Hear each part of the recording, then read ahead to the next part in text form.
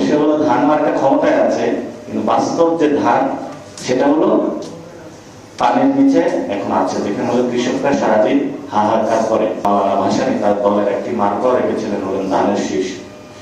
অবশ্যই সেই মার্কা চুরি হয়ে গিয়েছিল, মাওলানা ভাসানী এখন আছেন, নাম আছে, মার্কাটা চুরি হয়ে গিয়েছে।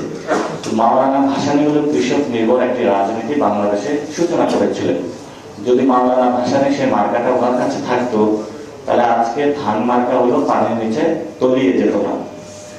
তো এখন যদি আমি আপনাদেরকে প্রশ্ন করি যে বাংলাদেশের হাওড়ে যদি ধান, এটা কই চলে গেছে, এটা হলো পানির নিচে তলিয়ে গিয়েছে। অবশ্যই হলো ধান মার্কা ক্ষমতায় আছে, কিন্তু বাস্তব যে ধান সেটা হলো পানির নিচে এখন আছে, যেখানে হলো কৃষকরা সারাদিন হাহাকার করে। তো আমাদের যে ধানটা হয়ে গিয়েছে এখন ব্যবহারের একটি অস্ত্র, যে ধানটা।